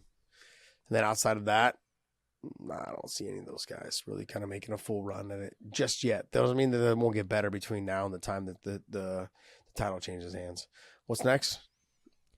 Next question comes from S, and he asks, with the exception of the Pitbull Bros, why is the older brother nearly always the better fighter when two brothers compete in MMA? I can't think of other brothers. I mean, Lima and Diego? Diego and then Doug. Fabian Edwards, Leon Edwards, Nick and Nate. Well, here, I guess you could say this, though, too. Would you say Nick and Nate? Would you say Nick is better than Nate? I can't really say. They both have star power. They're Nick's equal. been out for so damn long. I think they're equal. And in terms of like the older brother being the better, is he older? Is he better because he's got a couple years advantage in terms of that he's been doing it a little bit longer, probably? Or he's had a little bit more experience in terms of fighting higher level competition because he is older. That could be the play at it. Well, I mean, like, it depends. Who is better at the time in which their career is at? How old is Fabian? How old is Leon? And Leon, I know COVID fucked everything up. So everyone got a whole year off. So it's hard to judge. But I mean, Fabian's not far behind Leon. I know he's got some room to make, but I think he's quite a bit younger than him, a couple years. Let's see where they're at in a couple years. Will Fabian be just as good as Leon in a couple years? There's a lot in 2 years. Your life can change in terms of how good you get. You know what I mean? So like, that's a lot of time in between. So you're saying the older brother is because they're so damn good. You have more time to get better. Yeah. Pretty much, John. Is he just going to agree with me? Well, Thanks, it's the truth. I'm being honest. You take a look and you go, when you're looking at brothers, it's a matter of usually the older brother is the one that started in the sport first. They've been in it a little bit longer. They've gotten a little bit better. They're fighting better competition at times and stuff. So, yeah, if you're going to say between the Pitbull brothers, there's no doubt Patricio is the more accomplished fighter. He's gotten the titles. He's the better fighter. But to sit there and say that's always that way. I mean, not ever that way. They're the only ones. No, there's other guys there and stuff. I think it's like what Josh's saying. Time and the difference of 1 or 2 years, you got to match them when they were both 30 years of age, not when one is 32 and one is 30. Oh, I am an older brother. I am the oldest. And then my brother is a little bit younger than me, about 4 years younger than me. He tried fighting too when he was 15, fought again when he was like 17, things like that. But this is way back in the day. This is back in 97, 90, so he was young. But the thing is there's a couple things. The older brother tries to lead the way and lead by example. The younger brother tries to keep up with the older brother. And at that time, sometimes it taints their learning process. They always try to do what the older brother's doing instead of learning what their older brother, he took the steps to learn to get to that point. Whereas the younger brother tries to just jump to get to whatever the older brother's doing. So it could be kind of that as well, where they don't learn and spend the time to be the technician that the older brother did. They spent that time learning from their coaches, dedicating their time to it, leading by example. Whereas the younger brother sometimes just always tried to emulate what the older brother did, and it didn't work out. You've got Mark and Matt Hughes. I mean, Mark came out first. They're twins, but he was the first one to come out. So he's the older brother, so the younger brother got it. True. I don't know. That one doesn't work. What you got? Last one comes from Noah Macaluso, and he asks, is there a rule against holding someone by the throat? John, all you, buddy. I know there's a rule for it, but is there a rule of holding someone by the throat? Yes and no. How's that? It all depends on how you do it. Can I explain how you do it, and then you say if I'm right or not? Go ahead, baby. Go ahead. So you can grab the throat fully, but you cannot grab the trachea. And is that correct? Close. Yeah. What Josh is saying is you can't grab and squeeze in on the throat in any fashion, but you can push and take and grab and put pressure onto the throat, like with that, that bend in your thumb and forefinger. You can take and put all the pressure you want down onto the throat. You just can't start to squeeze in with your fingers. That's considered gouging. That's part of the rule set is you cannot gouge or tear at the flesh of your opponent. You cannot grab at the trachea and squeeze or as we would say, C-clamp the trachea.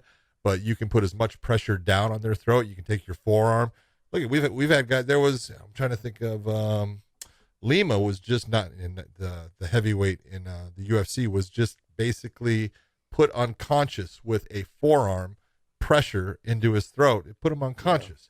So all of that, putting weight, pressure, be it with your hand, your fist. When you're talking about someone like Alexei Olenek, when he's doing an Ezekiel, he's shoving his fist into his opponent's throat and trachea area and creating a pressure that puts them unconscious or makes them tap. So yes, you can put that pressure there. You just can't squeeze, like Josh is saying. Can't squeeze the trachea, can't do the C-clamp. Did that answer the question for you there, Podcast Dave? I hope so. What that?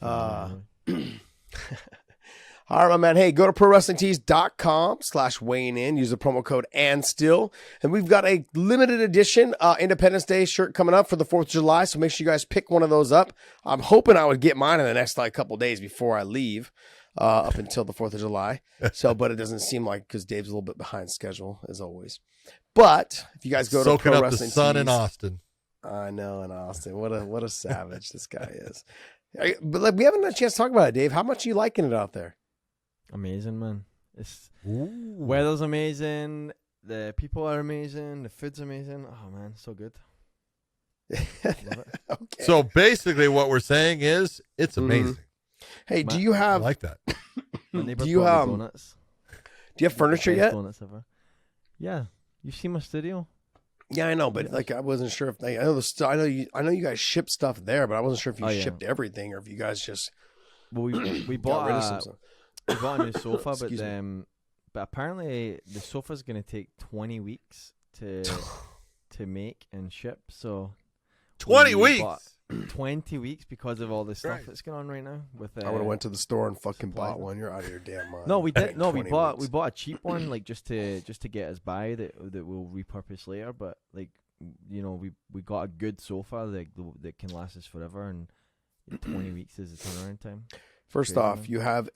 you have a 2-year-old and you have one on the way. That shit is not lasting forever. Just want to let you know that. That shit is not lasting forever. That's it. Well, You're going to go to Well, Dave's house, and I don't know if, okay, back in the Stuffing old everywhere. days when I was a kid, a lot of ladies would have their couches that had this plastic all over it. It was My like, grandmother's house. oh, man. You go to Dave's house, you're going to have plastic all over his couch. Nah, Mexicans, man. My grandmother, every fucking piece of furniture in our house was all wrapped in plastic, fucking Mexican style. No, didn't matter. That's what we had. Yeah, the Well, kitchen, now we have the I was gonna kitchen table seats were wrapped in plastic. The couch was wrapped in plastic. The ottoman was wrapped in plastic. Everything was wrapped in plastic. Didn't make a difference. Yeah. Shit'll last forever, baby. Fuck, it did, and it looked like it too, because fucking she had the same furniture from when my mom was like a 1960s. kid. My mom was a kid. I walked in, I'm like, this is the same damn furniture. Not fucking no dust on it, nothing. Fucking shit. Plastic Yeah, works, we're gonna man. That's hilarious. plastic on everything. Oh, okay. So, hey, one thing we didn't talk about last week is, hey, everyone, we are doing a specific show to headline our Clips channel. So make sure you guys go to our Clips channel. It's going to be called Wayne Interjection. It's going to be just a short little 15-minute show that we're going to put on our Clips channel, but it'll be specifically for people on the Clips channel. But we got to get you guys we got to get our Clips channel up to 1,000 subscribers. So as soon as you guys hit that 1,000 subscribers, we're going to go ahead and do that extra show to get on there. But we want you guys to go to our Clips channel. It's called Wayne in Clips or Wayne in Shorts. You guys can go there, check it out. It's a bunch of small clips that we have done. We're moving all of our clips strictly to that page. And so if you guys are, because we see that you guys are searching strictly for like the UFC or strictly for a certain fight or strictly for the drama of whatever's going on, make sure you guys go to our Clips channel. That information will be there. Instead of, if you guys, if we had some complaints like, oh man, your guys' show is 2.5 hours long. It's all great content, but Where's the timestamps? I have a job and I need timestamps. And hey, if you guys want timestamps, Packy or whatever his name is there. He's a great person. He's been doing them since we started our show. We love him for it, but we will not be doing them. So if you guys want, you guys can wait for him to do the timestamps, or you guys can go to our Clips channel, hit the subscribe button there. Yeah, go to the Clips channel, Wayne in Clips or Wayne in Shorts. Click on that and hit subscribe. Also hit the bell there to get the notifications so you see all the new clips that have dropped. You guys, thank you guys so much for following our channel. Thank you guys so much for all the input. We always have fan questions, and you guys have been buying a ton of shirts, man. We thank you guys for that as well. On. And so just keep us in your good graces and keep sharing our content and tagging us in content as well, because John and I, we've been sharing it as well as liking it and also commenting on it. So any type of that stuff, you guys set us up on Instagram or on Twitter, you guys comment on us or share our link, we will definitely retweet it and share it and talk to you guys through it. So we want to thank you guys so much and appreciate you. John, We appreciate everything. All the people that have been with us the whole time. We hope you're still enjoying it. Enjoy the PFL on Thursday night and definitely enjoy the UFC. And we'll be back talking about those fights and what occurred when we see you next. So everyone have a good day and we will see you.